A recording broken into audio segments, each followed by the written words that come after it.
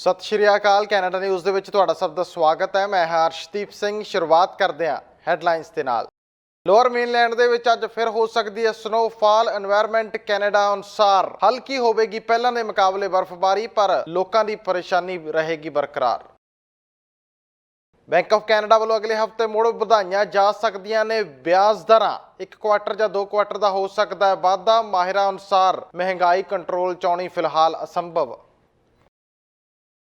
British Columbia सरकार वालों child care programme की कीती गई एक्सटेंशन। फैडरल सरकार के सहयोग के नाल मापियां नूं मिलणगे रोजाना $10 प्रति बच्चा। हुण जानदे खबरां विस्तार दे नाल। लोअर मेनलैंड इलाके दे विच शुक्रवार नूं दोबारा स्नोफॉल हो सकती है। बेशक हल्की बर्फबारी सवेरे 11 बजे शुरू होगी, पर सुभावना है कि रात नूं 10 तो 11 बजे तक स्नोफॉल हो सकती है। बेशक एनवायरमेंट कैनेडा वालों ये जानकारी दी गई है कि इस बार तूफान पहलों के मुकाबले हल्का होगा तो लोअर मेनलैंड विच पहलों वर्गे हालात पैदा नहीं होणगे। काबिले गौर है कि मंगलवार नूं होई बर्फबारी दौरान लोगों नूं बहुत ज़्यादा दिक्कतों का सामना करना पिया सी। उस दे बाद तापमान माइनस विच जाण तो बाद हालात आइसी हो गए सन अते लोगों नूं सावधानी वरतण दे लई आख्या गया सी। इस तो इलावा बहुत सारे इलाकों स्नो साफ ना होने कारण लोगों दी समस्यावां हाले भी घट नहीं हुई ते दोबारा स्नोफॉल होने कारण समस्यावां वध सकदियां ने। काबिले गौर है कि मंगलवार नूं उम्मीद तो ज़्यादा बर्फबारी हुई ते उस बर्फबारी के कारण खासकर मैट्रो वैनकूवर एरिए दे विच जनजीवन बुरी तरह प्रभावित होया, जिथे कि लोग सड़कों के उपर फस गए अते सड़कों के उपरों स्नो रिमूव ना होने कारण हर पासे समस्यावां का सामना लोगों को करना पिया, जिस दे बाद कुछ लोगों वालों सिटी कौंसल्स के उपर भी गुस्सा कढ़िया गया ते नालों नाल सिटीज़ के प्रबंधों नूं घट दस्या गया।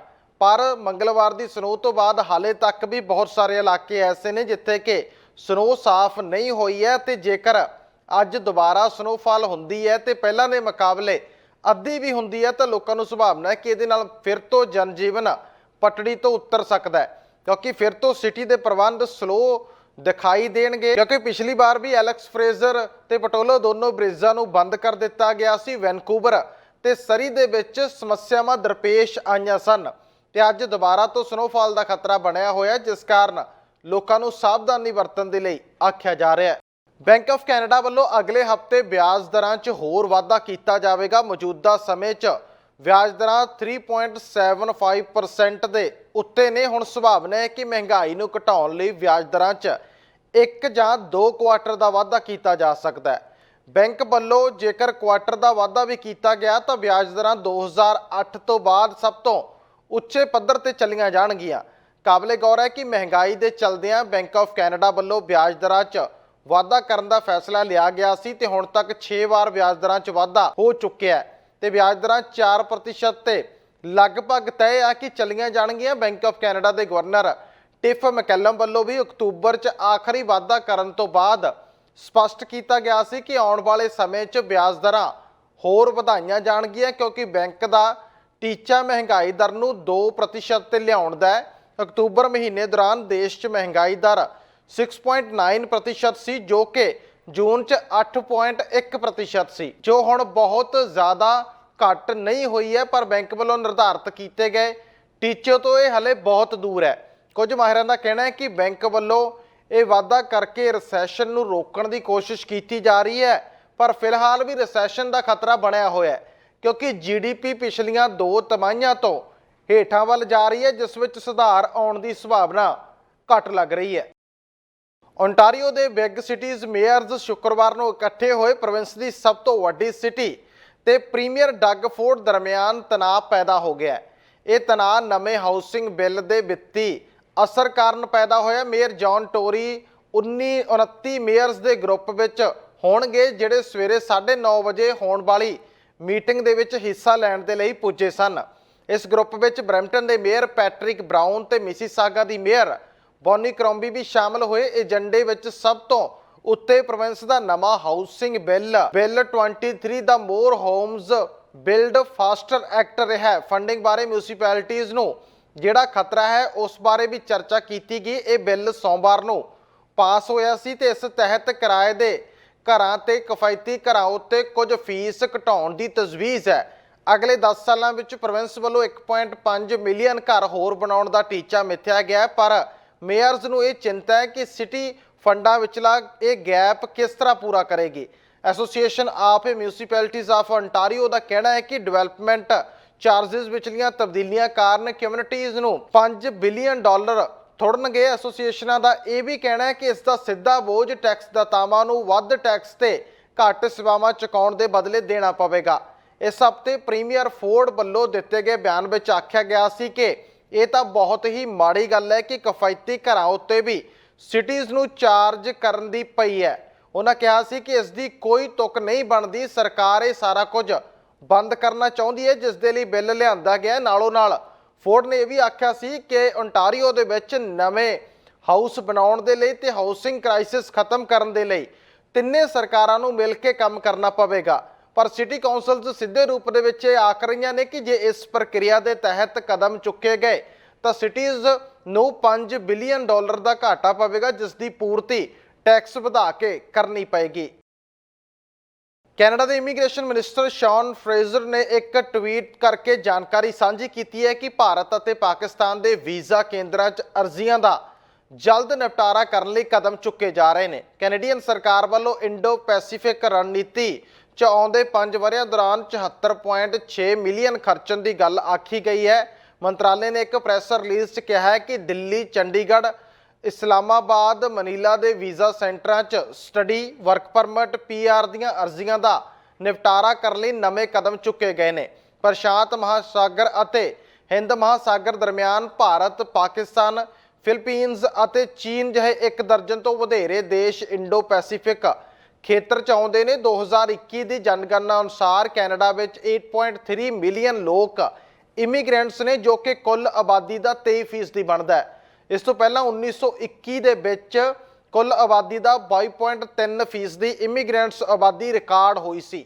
ਅੰਕੜਿਆਂ ਮੁਤਾਬਕ ਕੈਨੇਡਾ ਆਉਣ ਵਾਲੇ ਇਮੀਗ੍ਰੈਂਟਸ ਦੀ ਬਹੁਤ ਗਿਣਤੀ ਇੰਡੋ ਪੈਸੀਫਿਕ ਖੇਤਰ ਤੋਂ ਹੀ ਹੈ। ਅੰਕੜਿਆਂ ਦੇ ਅਨੁਸਾਰ 2015 ਤੋਂ 2021 ਤੱਕ ਕੈਨੇਡਾ ਨੂੰ ਦੁਨੀਆ ਭਰ ਦੇ ਵਿੱਚੋਂ 23,74,030 ਸਟੱਡੀ ਵੀਜ਼ਾ ਅਰਜ਼ੀਆਂ ਪ੍ਰਾਪਤ ਹੋਈਆਂ, ਜਿਨ੍ਹਾਂ ਚੋਂ 1/3 ਤੋਂ ਵੱਧ ਸਿਰਫ ਭਾਰਤ ਦੇ ਨਾਲ ਸੰਬੰਧਿਤ ਸਨ। ਦੂਜਾ ਸਥਾਨ ਚੀਨ ਤੋਂ ਅਰਜ਼ੀਆਂ ਦੇਣ ਵਾਲੇ ਬਿਨੇਕਾਰਾਂ ਦਾ ਸੀ। ਇਮੀਗ੍ਰੇਸ਼ਨ ਅਰਜ਼ੀਆਂ ਦਾ ਸਮੇਂ ਸਿਰ ਨਿਪਟਾਰਾ ਮੰਤਰਾਲੇ ਲਈ ਇੱਕ ਵੱਡੀ ਚੁਣੌਤੀ ਬਣਿਆ ਹੋਇਆ। ਫਰਵਰੀ ਮਹੀਨੇ ਦੌਰਾਨ ਕੈਨੇਡਾ ਵਿੱਚ ਲਗਭਗ 2 ਮਿਲੀਅਨ ਇਮੀਗ੍ਰੇਸ਼ਨ ਅਰਜ਼ੀਆਂ ਦਾ ਬੈਕਲੌਗ ਸੀ, ਜੋ ਕਿ ਬਾਅਦ ਵਿੱਚ ਘਟ ਕੇ ਕਰੀਬ 1 ਮਿਲੀਅਨ ਰਹਿ ਗਿਆ। ਇਹਨਾਂ ਵਿੱਚ 5 ਲੱਖ ਤੋਂ ਵਧੇਰੇ ਪਰਮਾਨੈਂਟ ਰੈਜ਼ੀਡੈਂਸ ਲਈ ਅਰਜ਼ੀਆਂ ਨੇ, 7 ਲੱਖ ਤੋਂ ਵਧੇਰੇ ਟੈਂਪਰੇਰੀ ਰੈਜ਼ੀਡੈਂਸ ਲਈ ਅਰਜ਼ੀਆਂ ਤੇ 4 ਲੱਖ ਤੋਂ ਵਧੇਰੇ ਕੈਨੇਡੀਅਨ ਨਾਗਰਿਕਤਾ ਲਈ ਅਰਜ਼ੀਆਂ ਸ਼ਾਮਲ ਸਨ। ਅਗਸਤ ਮਹੀਨੇ ਦੌਰਾਨ ਮਿਨਿਸਟਰ ਫਰੇਜ਼ਰ ਨੇ ਬੈਕਲੌਗ ਦੀ ਸਮੱਸਿਆ ਨਾਲ ਨਜਿੱਠਣ ਲਈ 1250 ਕਰਮਚਾਰੀ ਭਰਤੀ ਕੀਤੇ ਜਾਣ ਦਾ ਐਲਾਨ ਕੀਤਾ ਸੀ। ਫਰੇਜ਼ਰ ਨੇ ਆਖਿਆ ਸੀ ਕਿ ਪਹਿਲਾਂ ਤੁਸੀਂ ਦੁਨੀਆ ਭਰ ਤੋਂ ਹੈਲਥ ਕੇਅਰ ਵਰਕਰਸ ਨੂੰ ਆਕਰਸ਼ਿਤ ਕੀਤਾ ਜਾ ਰਿਹਾ ਹੈ ਤੇ ਬਾਕੀ ਕਦਮ ਚੁੱਕੇ ਜਾ ਰਹੇ ਨੇ, ਪਰ ਇਸ ਦੇ ਬਾਵਜੂਦ ਵੀ ਵੀਜ਼ੇ ਪ੍ਰੋਸੈਸ ਜਦੋਂ ਨਹੀਂ ਹੋ ਰਹੇ ਤੇ ਇਹਦੇ ਨਾਲ ਸਮੱਸਿਆਵਾਂ ਦਾ ਸਾਹਮਣਾ ਲੋਕਾਂ ਨੂੰ ਕਰਨਾ ਪੈ ਰਿਹਾ ਹੈ।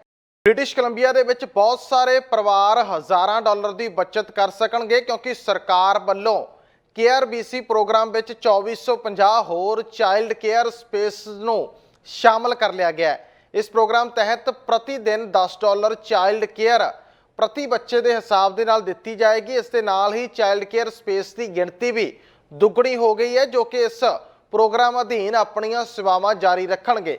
ਸਰਕਾਰ ਦੇ ਇਸ ਪ੍ਰੋਗਰਾਮ ਨਾਲ ਪਰਿਵਾਰ ਦਾ ਚਾਈਲਡ ਕੇਅਰ ਖਰਚਾ ਘਟ ਕੇ $200 ਤੇ ਆ ਜਾਵੇਗਾ। ਆਉਣ ਵਾਲੇ ਕੁਝ ਹਫ਼ਤਿਆਂ ਦੇ ਵਿੱਚ ਹੋਰ ਸਪੇਸ ਵੀ ਇਸ ਪ੍ਰੋਗਰਾਮ ਦੇ ਅਧੀਨ ਆਉਣਗੀਆਂ। ਇਹ ਗਿਣਤੀ ਫਰਵਰੀ 2023 ਤੱਕ 12,500 ਤੇ ਲਿਜਾਣ ਦਾ ਟੀਚਾ ਰੱਖਿਆ ਗਿਆ ਹੈ। ਪ੍ਰੀਮੀਅਰ ਈਬੀ ਨੇ ਆਖਿਆ ਕਿ ਸਰਕਾਰ ਫੈਮਿਲੀਜ਼ ਨੂੰ ਬਿਹਤਰ ਚਾਈਲਡ ਕੇਅਰ ਦੇਣ ਦੇ ਲਈ ਕੋਸ਼ਿਸ਼ਾਂ ਜਾਰੀ ਰੱਖੇਗੀ। ਉਹਨਾਂ ਸਹਿਯੋਗ ਦੇਣ ਦੇ ਲਈ ਫੈਡਰਲ ਸਰਕਾਰ ਦਾ ਧੰਨਵਾਦ ਵੀ ਕੀਤਾ ਹੈ। We've been directly funding this and many other centers across the province to lower fees for families. As of yesterday, in British Columbia, families are seeing their child care bills reduced once again, with support much appreciated from the federal government. This time, families will save up to $550 more a month per child. This is on top of the fee cut we introduced in 2018. Savings of hundreds of dollars every month on childcare is a game changer for families. And we do have, you've heard, much anticipated, Rayut Dahan is here to tell us about her family's experience. And thanks to this latest fee cut, she's going to save $1,000 a month on her childcare bills. It makes a real difference for a family that's just getting started. And for Rayut, access to childcare means she can re-enter the workforce and practice as an engineer. We all benefit when families can afford to access safe, high-quality childcare. Right now, businesses in every sector of our economy are struggling to find the skilled workers they need to keep running at full capacity. Providing parents with affordable, high-quality childcare means that those parents can continue working and relieves a little bit of stress in their lives. That's good news for moms like Rayut, who can continue building their careers. It's good news for dads, who can continue building their careers. It's good for our entire economy. I believe BC should be a place where everybody can build a good life. For young families, access to affordable childcare is an essential element of that. We still have so much more to do, but I'm proud of the progress we've made. And of course, we didn't do it alone, as you see on the stage and as you heard from the Prime Minister. Governments need to work together to deliver for families in our country. Every parent that sees their fees go down should thank their childcare providers as well. Statics Canada ਵੱਲੋਂ ਜਾਰੀ ਕੀਤੇ ਗਏ ਨਵੇਂ ਅੰਕੜਿਆਂ ਅਨੁਸਾਰ ਦੇਸ਼ 'ਚ ਬੇਰੁਜ਼ਗਾਰੀ ਦਰ ਥੋੜੀ ਘਟ ਕੇ 5.1% ਤੇ ਆ ਗਈ ਹੈ। ਏਜੰਸੀ ਮੁਤਾਬਕ ਪਿਛਲੇ 3 ਮਹੀਨਿਆਂ 'ਚ ਦੂਜੀ ਵਾਰ ਬੇਰੁਜ਼ਗਾਰੀ ਦਰ ਘਟ ਹੋਈ ਹੈ। ਜੂਨ ਜੁਲਾਈ ਦੇ ਰਿਕਾਰਡ ਅਨੁਸਾਰ ਉਸ ਸਮੇਂ ਬੇਰੁਜ਼ਗਾਰੀ ਦਰ 4.9% ਸੀ। ਇਸ ਦੌਰਾਨ ਤਨਖਾਹਾਂ ਵਿੱਚ ਵੀ 6 ਮਹੀਨਿਆਂ ਤੋਂ ਲਗਾਤਾਰ ਵਾਧਾ ਜਾਰੀ ਹੈ। ਨਵੰਬਰ ਮਹੀਨੇ ਦੌਰਾਨ ਸਿਰਫ 10,000 ਨਵੀਆਂ ਨੌਕਰੀਆਂ ਪੈਦਾ ਹੋਈਆਂ ਹਨ, ਜਦਕਿ ਅਕਤੂਬਰ ਵਿੱਚ 1,08,000 ਨਵੀਆਂ ਨੌਕਰੀਆਂ ਪੈਦਾ ਹੋਈਆਂ ਸਨ। ਕਿਉਂਕਿ ਰੀਅਲ ਅਸਟੇਟ ਖੇਤਰ ਦੇ ਵਿੱਚ 25,000 ਨੌਕਰੀਆਂ ਘਟੀਆਂ ਨੇ ਤੇ ਰਿਟੇਲ ਟ੍ਰੇਡ ਤੇ ਹੋਲਸੇਲ ਇੰਡਸਟਰੀ ਦੇ ਵਿੱਚ ਵੀ 23,000 ਨੌਕਰੀਆਂ ਨੂੰ ਨੁਕਸਾਨ ਪੁੱਜਾ। ਫੁੱਲ ਟਾਈਮ ਕੰਮ ਕਰਨ ਵਾਲੇ ਵਰਕਰਸ ਦੀ ਗਿਣਤੀ 51,000 ਵਧੀ ਹੈ, ਜਦਕਿ ਪਾਰਟ ਟਾਈਮ ਕੰਮ ਕਰਨ ਵਾਲਿਆਂ ਦੀ ਗਿਣਤੀ ਪਿਛਲੇ ਸਾਲ ਦੇ ਮੁਕਾਬਲੇ 91,000 ਘਟੀ ਹੈ।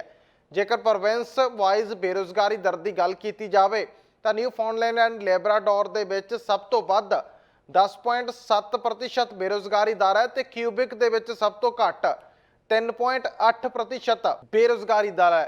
ਜੇਕਰ ਬ੍ਰਿਟਿਸ਼ ਕੋਲੰਬੀਆ ਦੀ ਗੱਲ ਕੀਤੀ ਜਾਵੇ ਤਾਂ ਬ੍ਰਿਟਿਸ਼ ਕੋਲੰਬੀਆ ਦੇ ਵਿੱਚ 4.4% ਬੇਰੁਜ਼ਗਾਰੀ ਦਰ ਦਾ ਅੰਕੜਾ ਨੋਟ ਕੀਤਾ ਗਿਆ। ਕਾਬਲੇ ਗੌਰ ਹੈ ਕਿ ਬੈਂਕ ਆਫ ਕੈਨੇਡਾ ਵੱਲੋਂ ਵਿਆਜ ਦਰਾਂ ਵਿੱਚ ਵਾਧਾ ਕਰਨ ਦੀ ਤਿਆਰੀ ਕੀਤੀ ਜਾ ਰਹੀ ਹੈ। ਇਸ ਨਾਲ ਜੇਕਰ ਅਰਥਚਾਰਾ ਸਲੋ ਹੁੰਦਾ ਹੈ ਤਾਂ ਨੌਕਰੀਆਂ ਹੋਰ ਵੀ ਘਟਣ ਦੀ ਸੰਭਾਵਨਾ ਬਣੀ ਹੋਈ ਹੈ, ਕਿਉਂਕਿ ਆਰਥਿਕ ਮੰਦਵਾੜੇ ਦਾ ਖਤਰਾ ਲਗਾਤਾਰ ਵੱਧ ਰਿਹਾ ਹੈ ਅਤੇ ਅਕਤੂਬਰ ਤੇ ਨਵੰਬਰ ਦੇ ਵਿਚਕਾਰ ਹੀ ਨੌਕਰੀਆਂ ਪੈਦਾ ਹੋਣ ਦੇ ਅੰਕੜੇ ਦੇ ਵਿੱਚ ਵੱਡਾ ਫਰਕ ਹੈ। ਓਨਟਾਰੀਓ ਸਰਕਾਰ ਤਨਖਾਹਾਂ ਵਿੱਚ ਵਾਧੇ ਦੇ ਮੁੱਦੇ ਨੂੰ ਲੈ ਕੇ ਪਿਛਲੇ ਕਾਫੀ ਲੰਮੇ ਸਮੇਂ ਤੋਂ ਚਰਚਾ ਦੇ ਵਿੱਚ ਹੈ। ਟੀਚਰਸ ਯੂਨੀਅਨ ਨਾਲ ਸਰਕਾਰ ਦਾ ਸਮਝੌਤਾ ਇੱਕ ਲੰਮੇ ਵਿਵਾਦ ਤੋਂ ਬਾਅਦ ਬੜੀ ਮੁਸ਼ਕਲ ਨਾਲ ਨੇਪਰੇ ਚੜ੍ਹਿਆ, ਪਰ ਵੱਖ-ਵੱਖ ਖੇਤਰਾਂ ਦੇ ਪਬਲਿਕ ਸੈਕਟਰ ਨਾਲ ਸੰਬੰਧਿਤ ਮੁਲਾਜ਼ਮਾਂ ਦਾ ਤਨਖਾਹ ਵਾਧਾ ਸਰਕਾਰ ਨੇ ਪਿਛਲੇ ਸਮੇਂ ਤੋਂ ਸੀਮਤ ਕੀਤਾ ਹੋਇਆ ਹੈ, ਜਿਸ ਲਈ ਇਹ ਤਰਕ ਦਿੱਤਾ ਗਿਆ ਸੀ ਕਿ ਪ੍ਰੋਵਿੰਸ ਦਾ ਵਿੱਤੀ ਘਾਟਾ ਬਹੁਤ ਜ਼ਿਆਦਾ ਹੈ, ਜਿਸ ਨੂੰ ਘਟਾਉਣ ਲਈ ਇਹ ਕਦਮ ਸਰਕਾਰ ਚੁੱਕ ਰਹੀ ਹੈ ਤੇ ਵਿੱਤੀ ਹਾਲਤ ਠੀਕ ਹੋਣ ਤੋਂ ਬਾਅਦ ਤਨਖਾਹ ਵਾਧਾ ਆਮ ਕੀਤਾ ਜਾਏਗਾ। ਪਰ ਇਸ ਸੰਬੰਧੀ ਕੇਸ ਸਰਕਾਰ ਦੇ ਵਿਰੁੱਧ ਅਦਾਲਤ ਵਿੱਚ ਕੀਤਾ ਗਿਆ ਸੀ ਤੇ ਸਰਕਾਰ ਅਦਾਲਤ ਵਿੱਚੋਂ ਇਹ ਕੇਸ ਹਾਰ ਗਈ ਹੈ। ਅਦਾਲਤ ਵੱਲੋਂ ਪਬਲਿਕ ਸੈਕਟਰ ਵਰਕਰਸ ਦੀਆਂ ਤਨਖਾਹਾਂ ਨੂੰ ਸੀਮਤ ਹੱਦ ਤੱਕ ਵਧਾਉਣ ਵਾਲੇ ਕਾਨੂੰਨ ਨੂੰ ਰੱਦ ਕੀਤੇ ਜਾਣ ਤੋਂ ਬਾਅਦ ਓਨਟਾਰੀਓ ਦੇ ਪ੍ਰੀਮੀਅਰ ਦਾ ਕਹਿਣਾ ਹੈ ਕਿ ਉਹ ਨੋਟ ਵਿਦ ਸਟੈਂਡਿੰਗ ਕਲੌਜ਼ ਦੀ ਵਰਤੋਂ ਨਹੀਂ ਕਰਨਗੇ। ਪਰ ਪ੍ਰੀਮੀਅਰ ਡਗ ਫੋਰਡ ਦਾ ਇਹ ਵੀ ਆਖਣਾ ਹੈ ਕਿ ਉਹਨਾਂ ਦੀ ਸਰਕਾਰ ਇਸ ਹਫ਼ਤੇ ਦੇ ਸ਼ੁਰੂ ਵਿੱਚ ਅਦਾਲਤ ਵੱਲੋਂ ਸੁਣਾਏ ਗਏ ਇਸ ਫੈਸਲੇ ਦੇ ਖਿਲਾਫ ਅਪੀਲ ਕਰਨ ਬਾਰੇ ਜ਼ਰੂਰ ਵਿਚਾਰ ਕਰ ਰਹੀ ਹੈ। ਫੋਰਡ ਨੇ ਆਖਿਆ ਕਿ ਇਹ ਫੈਸਲਾ ਕਾਫੀ ਦਿਲਚਸਪ ਲੱਗਿਆ ਤੇ ਉਹ ਇੱਕ ਵਾਰੀ ਇਸ ਪ੍ਰਕਿਰਿਆ ਰਾਹੀਂ ਲੰਘਣਾ ਚਾਹੁੰਦੇ ਨੇ।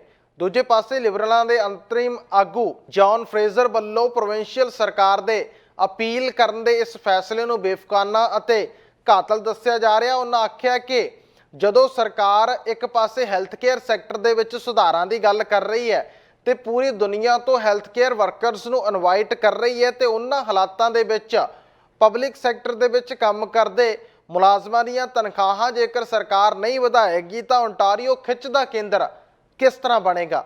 ਉਹਨਾਂ ਸਿੱਧੇ ਰੂਪ ਦੇ ਵਿੱਚ ਕਿਹਾ ਹੈ ਕਿ ਫੋਰਡ ਸਰਕਾਰ ਨੂੰ ਅਦਾਲਤ ਦੇ ਫੈਸਲੇ ਦਾ ਸਨਮਾਨ ਕਰਨਾ ਚਾਹੀਦਾ ਹੈ ਅਤੇ ਇਸ ਦੇ ਵਿਰੁੱਧ ਅਪੀਲ ਨਹੀਂ ਕਰਨੀ ਚਾਹੀਦੀ।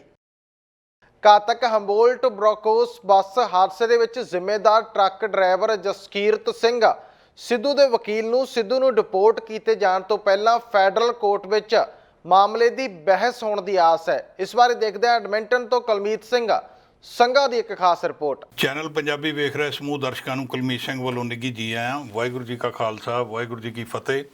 ਦੋਸਤੋ, ਇੱਕ ਖਬਰ ਲੈ ਕੇ ਤੁਹਾਡੇ ਲਈ ਐਡਮਿੰਟਨ ਸ਼ਹਿਰ ਤੋਂ ਹਾਜ਼ਰ ਹੋ ਰਿਹਾ। ਤੁਹਾਨੂੰ ਯਾਦ ਹੋਣਾ 2019 ਦੇ ਵਿੱਚ ਇੱਕ ਡਰਾਈਵਰ ਜਸਕੀਰਤ ਸਿੰਘ ਸਿੱਧੂ ਜਿਹੜਾ ਟਰੱਕ ਚਲਾ ਰਿਹਾ ਸੀਗਾ ਤੇ ਐਕਸੀਡੈਂਟ ਹੋ ਗਿਆ ਸੀ, ਜਿਹਦੇ ਵਿੱਚ ਹੰਬੋਲਟ ਬ੍ਰਾਂਕੋਸ ਜਿਹੜੇ ਹਾਕੀ ਟੀਮ ਦੇ ਬਹੁਤ ਸਾਰੇ ਵਿਅਕਤੀ ਜੀ 16 ਵਿਅਕਤੀ ਮਾਰੇ ਗਏ ਸੀਗੇ ਔਰ 13 ਜਿਹੜੇ ਸੀਗੇ ਜ਼ਖਮੀ ਹੋਏ ਸੀਗੇ।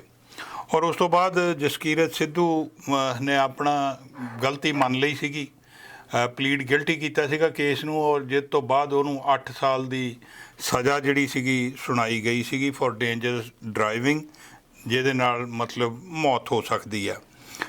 ਅੱਛਾ, ਹੁਣ ਕੀ ਹੋਇਆ ਜੀ ਵੀ ਉਹਨਾਂ ਦੇ ਜਿਹੜੇ ਵਕੀਲ ਨੇ ਮਾਈਕਲ ਗ੍ਰੀਨ, ਬਚਾਅ ਦੇ ਵਕੀਲ, ਉਹਨਾਂ ਦਾ ਕਹਿਣਾ ਹੈਗਾ ਕਿ ਉਹਨਾਂ ਨੂੰ ਆਸ ਆ ਵੀ ਜਿਹੜਾ ਜਸਕੀਰਤ ਸਿੱਧੂ ਆ ਇਹ ਹੋ ਸਕਦਾ ਵੀ ਕੈਨੇਡਾ ਦੇ ਵਿੱਚ ਰਹਿ ਜਾਵੇ। ਉਹਦੀ ਕਹਾਣੀ ਇਸ ਤਰ੍ਹਾਂ ਜੀ ਵੀ ਜਿਹੜਾ ਬਾਰਡਰ ਸਿਕਿਉਰਿਟੀ ਫੋਰਸਿਸ ਹੈਗੀਆਂ ਨੇ, ਮਾਫੀ ਚਾਹੁੰਦਾ, ਕੈਨੇਡੀਅਨ ਜਿਹੜਾ ਸਿਕਿਉਰਿਟੀ ਵਾਲੇ ਹੈ ਨੇ CBSA, ਉਹ ਉਹਨਾਂ ਕੋਲ ਕੇਸ ਆ ਔਰ ਉਹਨਾਂ ਨੇ ਕਿਹਾ ਸੀਗਾ ਵੀ ਇਹ ਕੇਸ ਇਮੀਗ੍ਰੇਸ਼ਨ ਦੇ ਹਵਾਲੇ ਕੀਤਾ ਜਾਵੇ ਤਾਂ ਕਿ ਜਸਕੀਰਤ ਸਿੱਧੂ ਨੂੰ ਬਾਅਦ ਵਿੱਚ ਡਿਪੋਰਟ ਕੀਤਾ ਜਾਵੇ ਇੰਡੀਆ ਨੂੰ।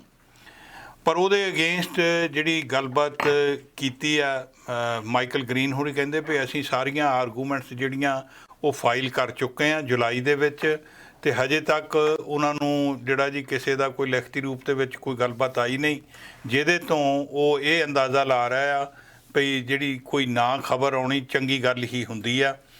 ਜੇ ਕਹਿੰਦੇ ਜੱਜ ਨੇ ਕੋਈ ਗੱਲਬਾਤ ਪੁੱਛਣੀ ਹੁੰਦੀ ਤੇ ਹੁਣ ਨੂੰ ਆ ਜਾਣੀ ਸੀਗੀ। ਸੋ ਇਸ ਗੱਲ ਨੂੰ ਮੁੱਖ ਰੱਖਦਿਆਂ ਹੋਇਆ ਉਹ ਅੰਦਾਜ਼ਾ ਲਾ ਰਿਹਾ ਆ ਭਈ ਉਹਨੂੰ ਹੋ ਸਕਦਾ ਜਿਹੜਾ ਇੱਥੇ ਰਹਿਣ ਦਾ ਕਿੱਸਾ ਕਹਾਣੀ ਉਹਦੀ ਬਣ ਜਾਏ। ਨਾਲ ਦੀ ਨਾਲ ਉਹ ਕਹਿੰਦੇ ਵੀ ਮੈਨੂੰ ਪਤਾ ਵੀ ਬਹੁਤ ਸਾਰੇ ਪਰਿਵਾਰ ਜਿਹੜੇ ਅਫੈਕਟਡ ਆ, ਜਿਨ੍ਹਾਂ ਦੇ ਬੱਚੇ ਉਹਦੇ ਵਿੱਚ ਮਾਰੇ ਗਏ ਸੀਗੇ, ਭਈ ਉਹ ਬਹੁਤ ਗੁੱਸੇ ਵਿੱਚ ਆ। ਉਹ ਕਹਿੰਦਾ ਹਰੇਕ ਬੰਦਾ ਇਸ ਗੱਲ ਨੂੰ ਸਮਝਦਾ, ਔਰ ਜਿਹੜੇ ਬੰਦਿਆਂ ਦਾ ਲਾਸ ਹੋਇਆ, ਕੋਈ ਪਿਆਰਾ ਉਹਨਾਂ ਦਾ ਮਾਰਿਆ ਗਿਆ, ਉਹ ਮਤਲਬ ਆਪਣੇ ਢੰਗ ਤਰੀਕੇ ਦੇ ਨਾਲ ਆਪਣੇ ਇਸ ਪ੍ਰੋਸੈਸ ਰਾਹੀਂ ਹਰੇਕ ਵਿਅਕਤੀ ਲੰਘਦਾ ਜੀ।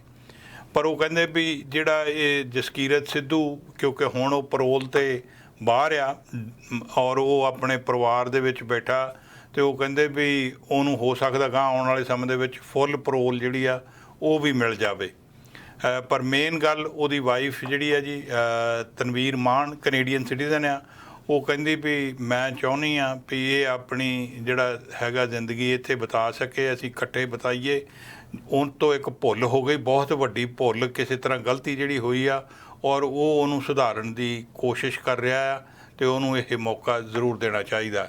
ਚੈਨਲ ਪੰਜਾਬੀ ਲਈ ਕੁਲਮੀਤ ਸਿੰਘ ਸੰਘਾ, ਐਡਮਿੰਟਨ। ਲੰਡਨ 'ਚ ਇੱਕ ਪ੍ਰੈਸ ਕਾਨਫਰੰਸ ਵਿੱਚ ਪ੍ਰਧਾਨ ਮੰਤਰੀ ਜਸਟਿਨ ਟਰੂਡੋ ਨੇ ਅਜਿਹੇ ਸਮੇਂ ਵਿੱਚ ਦੰਦਾਂ ਦੀ ਦੇਖਭਾਲ ਲਈ ਨਵਾਂ ਪ੍ਰੋਗਰਾਮ ਲਿਆਉਣ ਦੇ ਫੈਸਲੇ ਉੱਤੇ ਆਪਣੀ ਸਰਕਾਰ ਦਾ ਬਚਾਅ ਕੀਤਾ, ਕਿਉਂਕਿ ਇਸ ਸਮੇਂ ਸਿਹਤ ਸੰਭਾਲ ਪ੍ਰਣਾਲੀ ਦੇ ਵਿੱਚ ਵੇਟਿੰਗ ਅਤੇ ਸਮੱਸਿਆਵਾਂ ਨੂੰ ਲੈ ਕੇ ਹਰ ਸਰਕਾਰ ਨੂੰ ਸਵਾਲਾਂ ਦਾ ਸਾਹਮਣਾ ਕਰਨਾ ਪੈ ਰਿਹਾ ਹੈ। ਪ੍ਰਧਾਨ ਮੰਤਰੀ ਜਸਟਿਨ ਟਰੂਡੋ ਨੇ ਸਿੱਧੇ ਰੂਪ ਦੇ ਵਿੱਚ ਕਿਹਾ ਕਿ ਨਵਾਂ ਡੈਂਟਲ ਕੇਅਰ ਪ੍ਰੋਗਰਾਮ ਮਾਪਿਆਂ ਦੇ ਲਈ ਕਾਫੀ ਜ਼ਿਆਦਾ ਸਹਾਈ ਹੋਏਗਾ ਅਤੇ ਨਾਲੋਂ ਨਾਲ ਹੈਲਥ ਕੇਅਰ ਦੇ ਵਿੱਚ ਸੁਧਾਰਾਂ ਦੇ ਲਈ ਲਗਾਤਾਰ ਕੋਸ਼ਿਸ਼ਾਂ ਕੀਤੀਆਂ ਜਾ ਰਹੀਆਂ ਨੇ। ਟਰੂਡੋ ਨੇ ਆਖਿਆ ਕਿ ਇਹ ਪ੍ਰੋਗਰਾਮ ਦੰਦਾਂ ਦੀ ਦੇਖਭਾਲ ਨੂੰ ਕਵਰ ਕਰਨ ਦੇ ਵਿੱਚ ਮਾਪਿਆਂ ਦੀ ਆਰਥਿਕ ਤੌਰ ਤੇ ਸਹਾਇਤਾ ਕਰੇਗਾ। Over the past months and years, the pandemic, Russia's invasion of Ukraine, and other issues have contributed to making life more expensive for people. We just had the chance to meet with families here for whom it's not easy to pay the bills. Well, my message to them is that we're here for you. And today, we're here to talk about what we're doing to continue working hard to support people in the middle class and those working hard to join it. 1/3 of Canadians don't have dental insurance. If you have one or more kids at home, you know that sending them to the dentist is not cheap. And for those who don't have insurance, it often is simply not possible or means making really, really difficult choices and trade-offs on what you can afford for your kids. Many children in low-income households are not getting the dental care they need, but as parents, we recognize that dental care is an essential part of children's health and well-being. Well, our government has always been committed to supporting families, and today we're delivering real change with the launch of the Canada Dental Benefit. Our government will help parents pay dental expenses for their kids with up to $1,300 over the next 2 years. Tax-free payments that will be made directly to parents, and the Canada Revenue Agency website is open today for applications. This is an important step in the right direction to make sure Canadian children get the dental care they need. We're on track towards implementing a long-term dental care program for families with income under $90,000. And this will begin rolling out by the end of 2023 for those under 18, for seniors, and for Canadians living with disabilities, with the full program in 2025. This is all part of our plan to make life more affordable for Canadians. ਸਾਡਾ ਹਰ ਇੱਕ programme ਵੇਖਣ ਤੇ ਸਾਡੇ ਨਾਲ ਜੁੜਨ ਲਈ subscribe ਕਰੋ channel Punjabi ਤੇ ਨੋਟੀਫਿਕੇਸ਼ਨ ਲਈ ਬੈਲ ਆਈਕਨ ਵਾਲੇ ਬਟਨ ਤੇ ਕਲਿੱਕ ਕਰੋ।